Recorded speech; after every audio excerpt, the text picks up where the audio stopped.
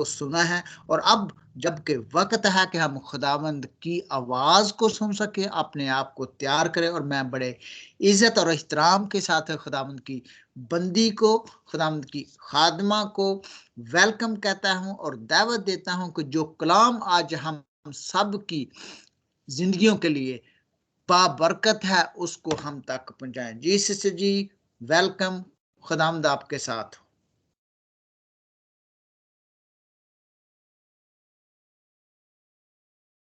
जी, खुदाबंद का शुक्र हो। मेरी तरफ से सबको सलाम और खुदाबंद का शुक्र है कि खुदा ने हम सबको आज एक बार फिर मौका दिया है कि हम सब यहाँ इकट्ठे होकर खुदा के पाक नाम को इज़्ज़त और जलाल देने के लिए सब यहाँ जमा हुए हैं। खुदाबंद का शुक्र हो, खुदाबंद की तारीफ़ हो, खुदाबंद की तमजीद हो। आमीन। अ, आज हम खुदाबंद के कलाम में से इंतहाई अहम मौज़ू पर गौर करेंगे और वो मौज़ू है ईमान। इसमें हम बाइबल मुक़द्दस में से 2 हवाला जात पर तलावत करेंगे और वो हवाला जात नए अहदनामे में से हैं। बाइबल मुक़द्दस से हम इब्रानियों 11 बाब की पहली आयत और 11 बाब ही की 6 आयत तलावत करेंगे।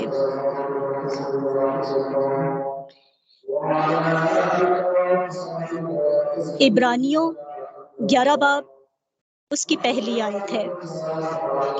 अब ईमान उम्मीद की हुई चीज़ों का एतमाद और अनदेखी चीज़ों का सबूत है। और 11वें बाब की ही छठी आयत है। और बगैर ईमान के उसको पसंद आना नामुमकिन है, इसलिए कि खुदा के पास आने वाले को ईमान लाना चाहिए कि वो मौजूद है और अपने तालिबों को बदला देता है।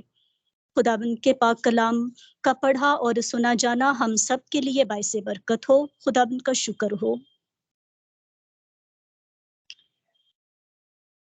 इन आयात की रोशनी में हम कह सकते हैं कि ईमान उम्मीद की हुई चीज़ों का एतमाद है, अनदेखी चीज़ों का सबूत है और बगैर ईमान के खुदा को पसंद आ नहीं सकते हम। और ईमान ही से हमें इस बात का यकीन होता है कि खुदा मौजूद है और अपने तालिबों को अच्छी चीज़ों से नवाजता है, उन्हें संभालता है, बदला देता है और बरकत देता है। हमारा ईमान ही वो ज़रिया है जो खुदा की बरकत को हमारी ज़िंदगी में जारी करता है। और अगर हम ईमान की अहमियत से ही नावाकिफ़ रहेंगे तो अपनी ज़िंदगी में इसको इस्तेमाल कैसे कर सकते हैं? ईमान हमारे बातिन में आता कहाँ से है? ये कैसे पैदा होता है? इस सवाल का जवाब हमें रोमियो के खत के 10 बाब की 17 आयत में मिलता है, जहाँ लिखा है कि ईमान सुनने से पैदा होता है और सुनना खुदा के कलाम से है। ईमान खुदा की तरफ से हमें मिलता है। खुदा का कलाम पढ़ने, उस पर गौर और ध्यान करने से मिलता है। और ये बात बड़ी हैरानकुन है कि खुदा के कलाम के सिवा हमारे पास दूसरा कोई और ज़रिया ही नहीं है, जहाँ से हम ईमान हासिल कर सकें। और कुछ लोग अपनी गुफ्तगू में अपने ईमान का बहुत ज़िक्र करते हैं। अम, वो इस तरह से कि कुछ लोगों का ये मानना होता है कि वो ये मानते हैं कि अगर वो चर्च जाते हैं, पादरी को हदिया टाइम पे देते हैं, चर्च के लिए जो भी उनकी खिदमात हैं, पंखे दे रहे हैं, चर्च के लिए दरियाँ दे रहे हैं, ये सारी चीज़ें अगर प्रोवाइड कर रहे हैं, तो वो अपने आप को ईमानदार और रास्तबाज़ जो है वो लोगों में ज़ाहिर करते हैं कि हम ईमानदार हैं क्योंकि हम ये सारे काम करते हैं। लेकिन मेरे ख़्याल में ऐसा नहीं है। जो शख़्स कलाम को ना पढ़ता है, ना उस पर गौर करता है, वो ये दावा कैसे कर सकता है कि मैं ईमान से मामूर हूँ? दूसरा अहम सवाल ये है कि अगर खुदा के कलाम को सुनने से हमारे अंदर ईमान पैदा होता है, तो फिर हम अपने ईमान में तरक्की कैसे कर सकते हैं? और कामिल ईमान कैसे हासिल कर सकते हैं? ईमान को बढ़ाने के लिए और इसमें तरक्की करने के लिए हमें इसकी प्रैक्टिस करने की ज़रूरत है। अमल तो हम तभी कलाम पर करेंगे ना जब हम उसमें उसको उस पे एक अमल करने की कोशिश करेंगे, उस पर ध्यान अपना लगाए रखेंगे और इसी से हमें इस पर प्रैक्टिस करने का मौका मिलता है। मिसाल के तौर पर आप खुदा के दिए हुए वसाइल में से दूसरों को देकर अपने ईमान की प्रैक्टिस करते हैं, क्योंकि किसी को देने से हम गरीब तो नहीं हो जाते ना, क्योंकि लिखा है कि दिया करो, तुम्हें भी दिया जाएगा। मतलब जो कुछ हम दुआ में खुदा से माँगेंगे वो हमें देने की कुदरत रखता है और ये उसके ला तब्दील वादे हैं। हम सिर्फ अच्छे दिनों और अच्छे वक़्त के लिए ही शुक्र ना करें, क्योंकि बुरे वाक़यात हमारी ज़िंदगी में हमारे ईमान को पुख्ता करने के लिए रोनुमा होते हैं। और दाऊद नबी कहता है कि अच्छा हुआ कि मैंने मुसीबत उठाई ताकि तेरे आइन को सीख लूँ। और खुदावंद इन हालात को हमारी ज़िंदगी में इसलिए आने देता है कि ताकि हम खुदा को और खुदा की भलाई के कामों को अ, और उन सारी चीज़ों का जो खुदा हमारे लिए करता है, हम उसका गहरा तजुर्बा हासिल करें। और बगैर ईमान के बगैर सॉरी अमाल के हमारा ईमान भी मुर्दा है। जो कुछ हम खुदा के कलाम में पढ़ते हैं, उस पर महज़ गौर व ख़ौज़ करना, कुछ आयतें ज़ुबानी याद कर लेना काफ़ी नहीं है। और अब तो वो वक़्त है कि ईमान की तरक्की के लिए हम अमली तौर पर काम करें। और बाइबल मुक़द्दस तो ऐसी मिसालों से, ऐसे लोगों से भरी हुई है, जो ईमान पर पुख्ता रहे, जो ईमान पर कायम रहे, हर हालात में। जैसी भी उनके साथ सिचुएशन हुई, वो अपने ईमान से नहीं डगमगाए, अपने ईमान पर कायम रहे। इसमें से दानियल अपने ईमान की बदौलत भूखे शेरों की माँद में से ज़िंदा सलामत बाहर आया। अपने ईमान की बदौलत सिदरक, मिसक, अबनजू जलती आग की भट्टी में से जिंदा सलामत बाहर निकल आए। ईमान ही की बदौलत 12 बरस से जकड़ी हुई औरत ने शिफा पाई थी। उस वक्त बहुत से लोग यीशु पर भीड़ में गिरे पड़ते थे और उसको छू रहे थे। और जब उस औरत ने आकर यीशु को छुआ तो यीशु ने अपने शागिर्दों से कहा कि किसने मुझे छुआ? और शागिर्द उससे कहने लगे कि भीड़ तुझ पर गिरी पड़ती है और तू पूछता है कि किसने तुझे छुआ? तो यीशु का कहने का मतलब जो है वो असल में ये था कि जितने लोग उस वक़्त यीशु को छू रहे थे, यीशु पर गिरे पड़ते थे, लेकिन उसमें से कोई ईमान के साथ नहीं छू रहा था। ईमान के साथ जिस औरत ने यीशु को छुआ, ईमान के साथ छूने की वजह से यीशु में से उस वक़्त कुव्वत निकली जब किसी ने ईमान के साथ यीशु को छुआ। उस वक़्त यीशु में से कुव्वत निकली और उसने अपनी सारी बीमारी से, सारी तकलीफ से शिफा पाई और रिहाई पाई, अपने ईमान की बदौलत। ईमान ही की बदौलत सूबेदार ने यीशु से दरख्वास्त की थी कि ए खुदाबंद, मैं इस लायक नहीं हूँ कि तू मेरे यहाँ आए। सिर्फ तू कह दे तो मेरा खादिम शिफा पाएगा। और ईमान ही से अब्राहम ने अपने बेटे को कुर्बान करने की हामी भरी। क्योंकि अब्राहम के हवाले से हम जानते हैं कि उनके सभी आबा-ओ-अजदाद जो थे, वो सभी बुत परस्त थे। बुत बनाते, बेचते, उनका काम जो बिज़नेस कारोबार होता है, उनका तो वो भी यही था कि बुत बुत बनाते और बेचते थे। और अब्राहम भी उस वक़्त यही काम करते थे। तो जब खुदा ने अब्राहम पर उस वक़्त निगाह की जब उनके अंदर ज़िंदा खुदा के लिए ईमान उनके अंदर डेवलप होना शुरू हुआ, तो उस वक़्त खुदा ने उन पर निगाह की। और एक वाक़या हमें वो मिलता है कि एक दफ़ा एक औरत अब्राहम के पास आती है और कहती है कि मेरा बुत जो है वो टूट गया है, तू मुझे नया बुत दे दे, खरीदने के लिए आती है। तो अब्राहम उसको दूसरा बुत देता है और उसको कहता है कि जो अपनी हिफ़ाज़त ना कर सका, जो अपने आप को ना बचा सका, वो तेरी हिफ़ाज़त क्या करेगा? तो लेकिन वो औरत फिर भी वो बुत लेती है और चली जाती है। फिर एक और आदमी आता है और वो भी आकर इसी तरह कहता है कि मुझे अपने जो उनके पास सारे बुत पड़े होते हैं और उसमें से पसंद करता है और कहता है कि ये वाला बुत मुझे दे, ताकि मैं जाके इसकी इबादत करूँ, इसको अपना माबूद बना के रखूँ और इसकी इबादत करूँ।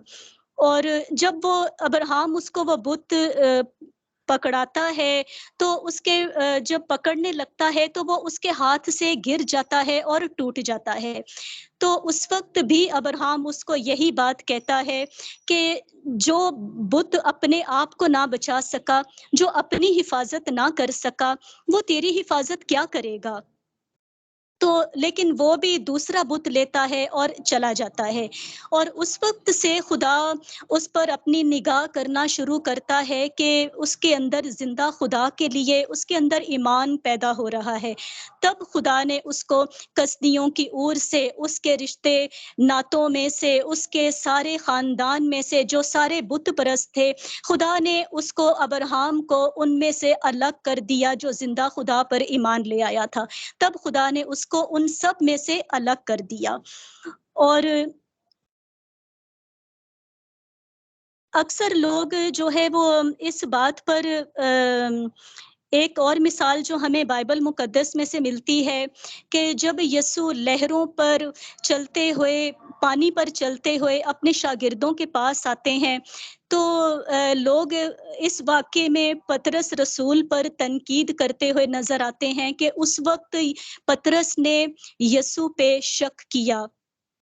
लेकिन इसी वाक़ये में हमें ईमान की एक बहुत बड़ी मिसाल मिलती है कि क्योंकि जब पतरस ने यीशु से पूछा कि ए खुदाबंद, अगर तू है, तो मुझे हुक्म दे कि पानी पर चलकर तेरे पास आऊँ।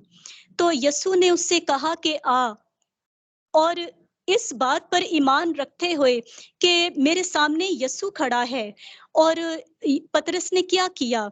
उसने अपने वो कश्ती में से निकला और अपने कदम बिखरी हुई लहरों पर, क्योंकि उस वक़्त शदीद तूफ़ान आया हुआ था समंदर में, और उसने अपने कदम कश्ती में से निकाले और बिखरी हुई लहरों पर कदम जमाकर वो पानी पर चलने लगा। इस ईमान के साथ वो डरा नहीं कि मैं कश्ती से उतरूँगा, मैं पानी में डूब जाऊँगा। उसके बस एक ही उसको सामने जो यीशु खड़ा हुआ नज़र आ रहा था, उसका ये ईमान था कि मेरे सामने यीशु है, तो वो मुझे डूबने नहीं देगा, वो मुझे बचा लेगा।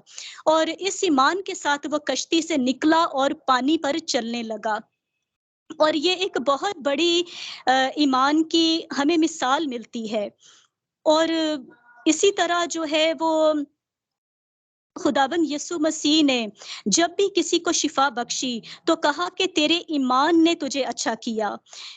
खुदावंद यीशु ने जब लाजर को जिंदा किया, तो मरियम से भी यही बात कही कि क्या मैंने तुझसे कहा ना था कि अगर तू ईमान लाएगी तो खुदा का जलाल देखेगी। लेकिन फक्त खुदा पर, खुदा के कलाम पर ईमान रखना ही काफ़ी नहीं है, क्योंकि खुदा पर और उसके कलाम पर ईमान तो शैतान भी रखता है, वो भी खुदा को मानता है। कलाम को हम लोग एक बड़ा वो इस बात पे हम फ़ख्र करते हैं कि मुझे बहुत नॉलेज है कलाम का। मैं समझता हूँ कलाम को, मुझे बहुत नॉलेज है। तो इस बात पर हमें बहुत अपने आप पे फ़ख्र होता है। लेकिन आप लोग भी ये बात सभी जानते हैं कि जितना नॉलेज शैतान को है कलाम के बारे में, हम में से किसी को भी नहीं है। क्योंकि शैतान भी खुदा पर ईमान रखता है। वो भी कलाम का बहुत नॉलेज रखता है, कलाम पर ईमान रखता है, कलाम को मानता है। तो लेकिन उसमें और हम में फ़र्क सिर्फ़ ये है कि वो ईमान तो रखता है, लेकिन वो उस पर अमल नहीं करता, और जितना उसके पास नॉलेज है, वो उसको सिर्फ़ बुरे कामों में बुराई करने के लिए ही उस नॉलेज को इस्तेमाल करता है।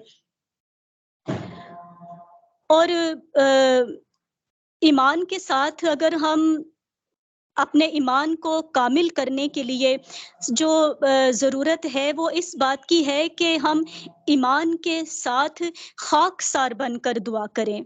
क्योंकि जिस शख्स को खुदा के हज़ूर घुटने टेकने और खुदा से दुआ करने का सलीका आ जाता है, आप यकीन करें कि वो खुदा से सब कुछ हासिल कर सकता है। लेकिन हम सब कुछ में हम क्या चीज़ें हम ऐड करते हैं कि हम खुदा से जब सोचते हैं कि हम सब कुछ खुदा से माँगे, उसमें हम क्या चीज़ें ऐड करते हैं? हम क्या माँगते हैं खुदा से? अपनी अ, रोज़ की रोटी, जो हम अपनी ज़रूरत के लिए जो चीज़ें समझते हैं, हम वो खुदा से माँगते हैं। जो हमारी सहूलत के लिए, ज़िंदगी की आसाइशों के लिए हमें चीज़ें दरकार हैं, हम खुदा से वो माँगते हैं। हमें कनाडा का वीज़ा चाहिए, हमें ऑस्ट्रेलिया का वीज़ा चाहिए, हमें जर्मनी का वीज़ा चाहिए। तो हम ये नहीं माँगते खुदा से कि ए खुदा, मुझे तेरा दीदार चाहिए, तेरी शफ़क़त चाहिए, तेरी रहमत चाहिए, तेरी बरकत चाहिए। हम ये नहीं माँगते। हम ये नहीं कहते कि हम खुदा के साथ जुड़े रहने का फ़ज़ल माँगे खुदा से। तो हम तो अपनी फ़क़्त रोज़मर्रा की जो ज़रूरियात की चीज़ें हैं, हम तो खुदा से वही माँग कर हम समझते हैं कि जो कुछ हमें दरकार है, बस वही हमारे लिए माँगना काफ़ी है। हम इस बात में खुश नहीं होते, खुदा से ये नहीं कहते कि खुदाबंद, जब तू मेरे साथ है, तो मैं जहाँ भी हूँ, मैं खुश हूँ। मेरी कामिल खुशी तो इसी में है कि मेरा ज़िंदा खुदा मेरे साथ है। तो जहाँ मेरा खुदा मेरे साथ है, वहाँ मुझे किसी चीज़ की कमी ना होगी। क्योंकि लिखा है कि पहले तुम उसकी बादशाही को ढूँढो, तो ये सारी चीज़ें भी तुमको मिल जाएँगी। क्योंकि जब तुम बुरे होकर अपने बच्चों को अच्छी चीज़ें देना जानते हो, तो तुम्हारा आसमानी बाप अपने माँगने वालों को क्यों ना देगा? और ये सारी चीज़ें तो हमें खुदा की जब बरकतें हमारी ज़िंदगी में नाज़िल होती हैं, तो ये सारी चीज़ें तो वो हमें दे ही देता है। और सबसे बढ़कर ये है कि जब उसने अपने बेटे ही को दरेग ना किया, तो ये चीज़ें तुमको क्यों ना देगा?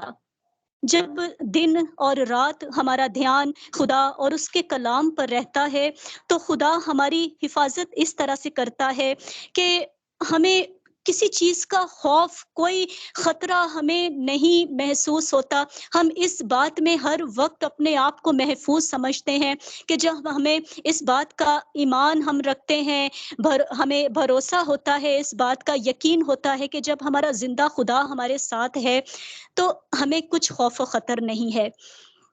तो इसी तरह से एक जिस तरह खुदा के पुजारी हैं, खुदा को मानने वाले हैं, खुदा को पूजने वाले हैं, लोग मौजूद हैं दुनिया में, इसी तरह शैतान को मानने वाले भी, शैतान की पूजा करने वाले, उसकी इबादत करने वाले भी इस दुनिया में मौजूद हैं।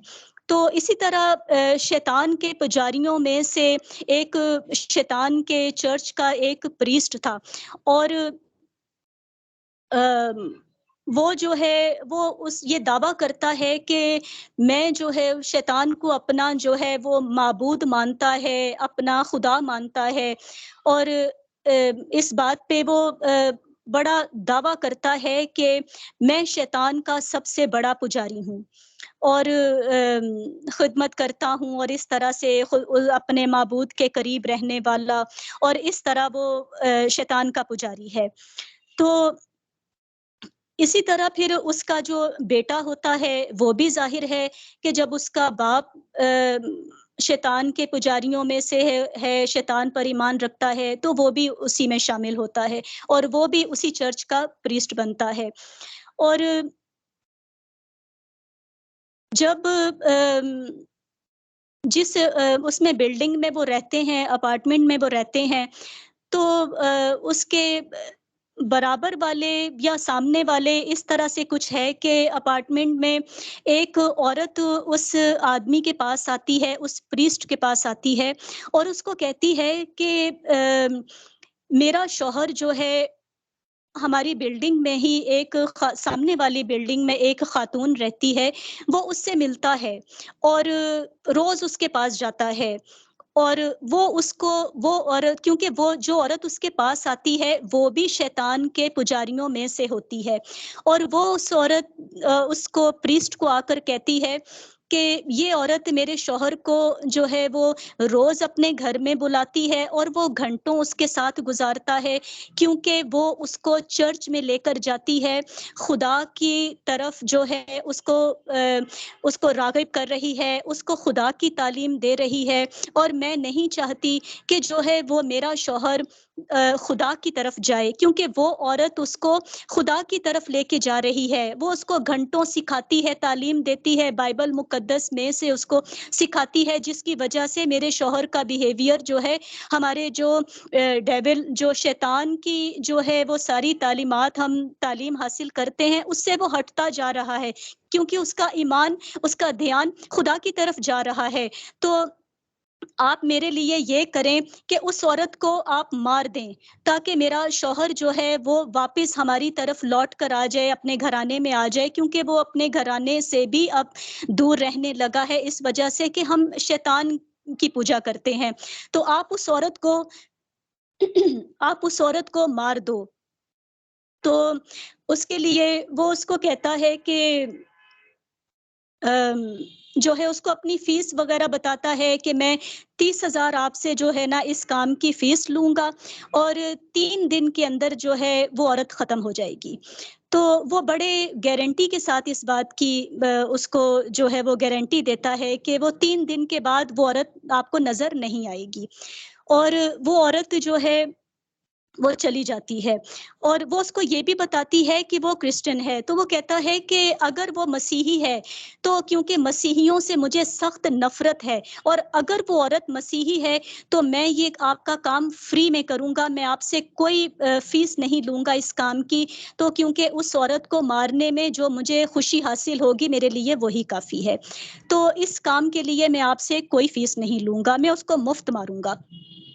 तो वो औरत जो है वो चली जाती है। उसके जाने के बाद वो प्रीस्ट क्या करता है कि वो अपने जो भी उसके इबादत के सारे वो चीज़ें हैं, वो लेकर बैठ जाता है अपनी शैतानी ताकतों के ज़रिए और उसकी जो बदरूहें वग़ैरह उसके गुलाम होती हैं, वो उसके पास आती हैं और वो उनको भेजता है उस औरत को मारने के लिए, रात के वक़्त। तो वो जो है 3-4 बदरूहों को जो है वो शैतानी कुव्वतों को जो है वो उस औरत के घर भेजता है उसको मारने के लिए। लेकिन वो बदरूहें उसके पास वापिस आ जाती हैं और कहती हैं कि जो है हमें नहीं पता कि हम उस औरत के घर के अंदर दाखिल क्यों नहीं हो सके, तो वो वापिस आ जाती हैं। उसके बाद वो उनसे ज़्यादा पावरफुल जो है, जो शैतानी कुव्वतों वाले होते हैं, बदरू वग़ैरह जो भी हैं, तो वो उनको भेजता है। वो भी वापिस आ जाते हैं और कहते हैं कि हम नहीं जानते कि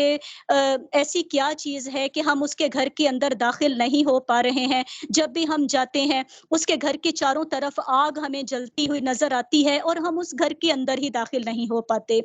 तो उसके बाद जो है वो फिर अपनी जो पढ़ाई वग़ैरह वो कर रहा होता है, वो शुरू कर देता है और बड़ा परेशान हो जाता है कि मैंने तो अपनी जो है वो पूरी ताकत आज़मा ली है, जितनी मेरे पास कुव्वत है, ताकतवर मेरे पास जो शैतानी कुव्वतें हैं, सबको बुला लिया है और सारी चीज़ें मैंने करके देख ली हैं, तो क्यों मैं उस औरत तक पहुँच नहीं पा रहा हूँ?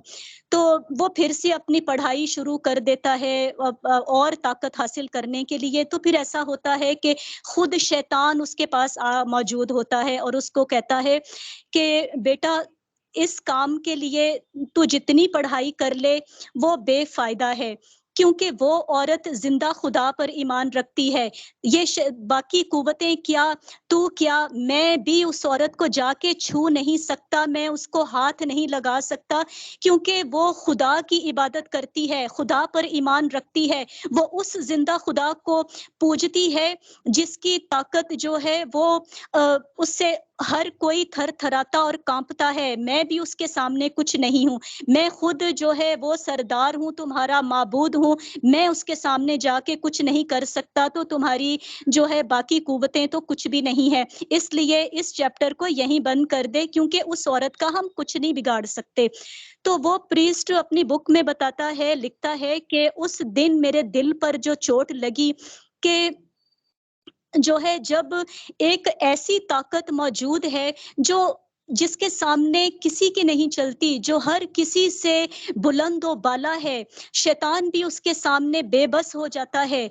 उसी जिंदा खुदा पर ईमान रखने से इंसान ऐसा महफूज हो जाता है कि ये शैतान भी उसका कुछ नहीं बिगाड़ सकता। तो क्यों ना मैं उसी खुदा की इबादत करूं, उसी खुदा के लिए अपनी जिंदगी को गुजारूं और उसकी खिदमत करूं। मैं क्यों अपनी जो है वो सारी तालीम जो है, अपनी एनर्जी एक ऐसे बेबस इंसान के लिए, बेबस माबूद के लिए जो मेरे सामने आकर कहता है कि मैं कुछ नहीं कर सकता, तो जो है मैं उसकी क्यों पूजा करूं? मैं उस जिंदा खुदा की पूजा करूं जो सब कुछ कर सकता है। और उसके बाद वो शैतान उसको कहता है कि अगर तुम मेरी राहें छोड़कर, मेरी खिदमत छोड़कर खुदा की तरफ गए, तो मैं तुम्हें मार दूंगा, मैं तुम्हें नहीं छोड़ूंगा, क्योंकि मेरी तरफ इंसान अपनी मर्जी से आता तो है, लेकिन अपनी मर्जी से जा नहीं सकता।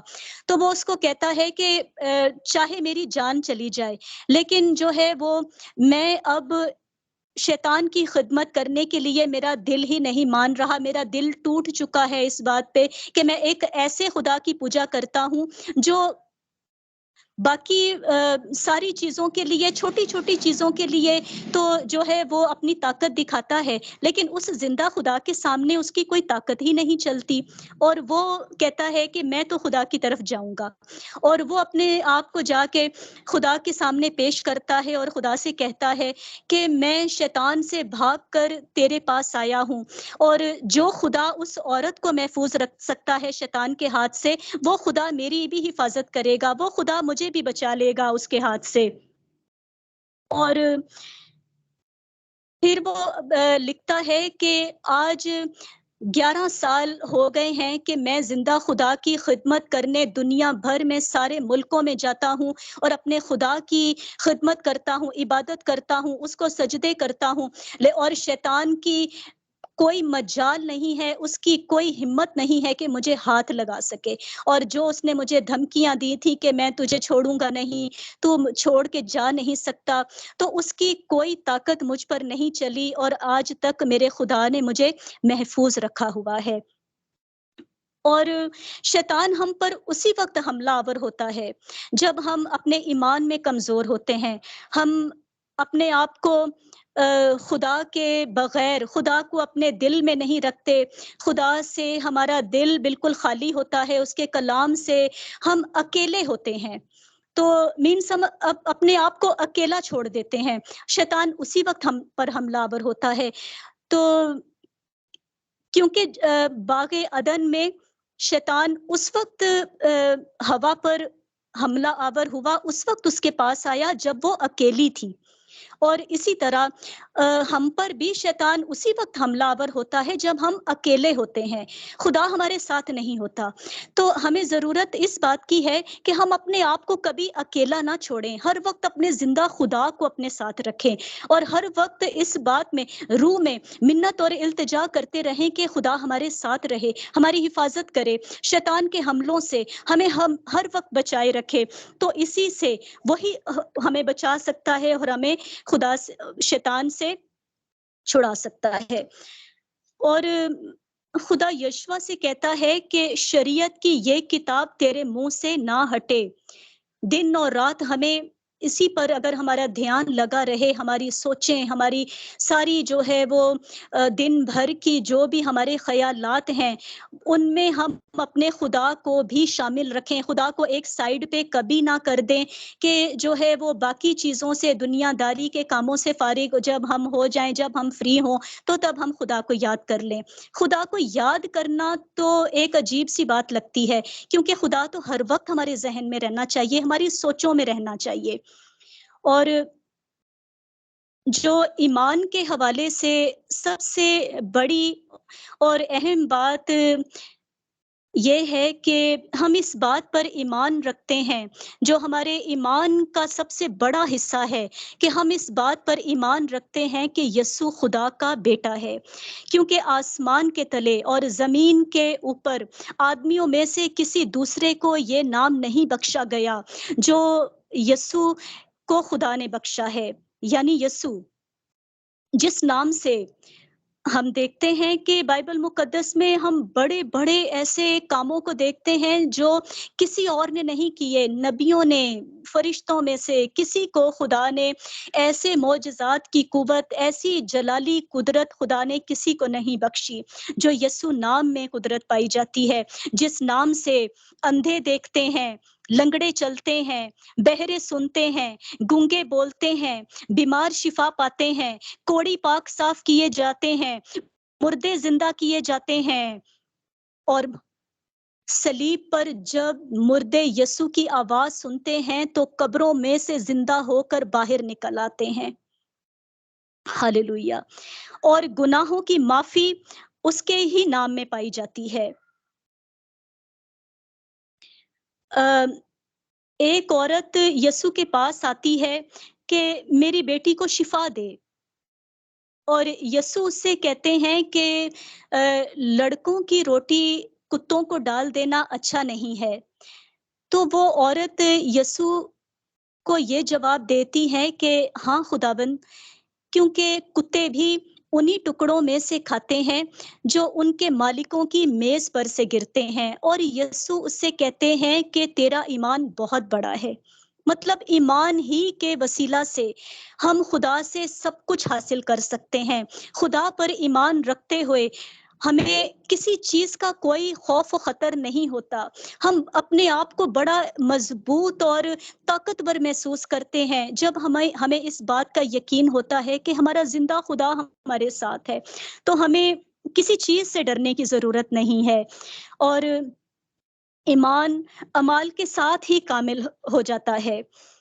हम यस्सु पर ईमान रखते हैं जिसको खुदा ने जमीन और आसमान का कुल इख्तियार दिया है, और वही हमें अपनी पाक हजूरी में हाजिर होने के भी लायक ठहराता है। अपने पाक लहू से धोकर अपने जलाली कामों के लिए इस्तेमाल करते हुए हमें खुदाबंद खुदा इस लायक बनाता है कि हम उसके पाक लहू से धुलकर बेऐब होकर उसके सामने हाजिर होने के लायक बन जाते हैं।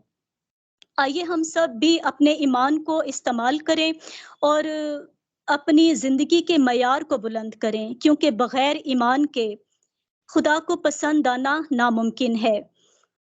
अ, वही जिंदगियां खुदा की पसंदीदा हैं जो उनके जरिए खुदा का जिनके जरिए खुदा का जलाल जाहिर होता है।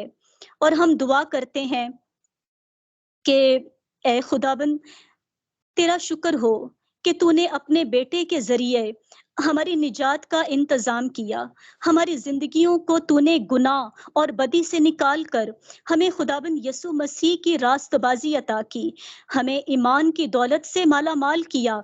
हमें तौफ़ीक फ़रमा कि हम अपनी ज़िंदगी में अपने ईमान पर कायम रहें और हमारे ईमान को बढ़ा और उस दर्जा तक लेके जा, जहाँ हमारा खुदा हमसे भी ये पूछे कि तुम क्या चाहते हो कि मैं तुम्हारे लिए करूं। और जब एक अंधा यीशु के पास आता है और यीशु उससे पूछते हैं कि तुम क्या चाहते हो कि मैं तुम्हारे लिए करूं, तो उसकी जो जरूरत होती है वो सिर्फ उतना ही यीशु को बताता है कि ये कि मैं बीना हो जाऊं। इसके अलावा वो कुछ नहीं कहता, यीशु से वही मांगता है। और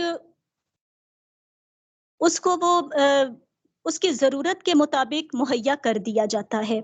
और हम भी अपनी ज़रूरत के मुताबिक खुदा से ईमान माँगें, तो इससे बढ़कर हमारे लिए और कुछ भी नहीं है, क्योंकि ईमान ही के वसीला से हमें खुदा के हज़ूर में हाज़िर होने के, बेऐब हाज़िर होने का मौका मिलता है, और हम इसी में, खुदा में और रहकर अपने सारे ज़िंदगी के कामों के लिए भी खुदा से सब कुछ माँग सकते हैं। अगर हम अपने ईमान पर कायम हैं, तो आप यकीन करें कि हमारी ज़िंदगी में हमारी बाकी जितनी भी ज़रूरियात हैं, तो वो तो खुदा हमें इनाम ही में दे देता है। हमें माँगना भी नहीं पड़ता खुदा से, क्योंकि अपने महबूब को तो वो नींद ही में दे देता है। हमारे ईमान को देखकर तो वो हमें सब कुछ बख्श देता है। तो हम ईमान से पहले अपनी बाकी सारी ज़रूरियात खुदा के सामने रखते हैं और खुदा के दीदार के तालिब नहीं होते। खुदा हम सबको ऐसा करने की तौफ़ीक बख्शे और अपने जलाल के लिए इसी तरह खुदा हम सबको अपनी पाक हज़ूरी में इस्तेमाल करता रहे। आमीन।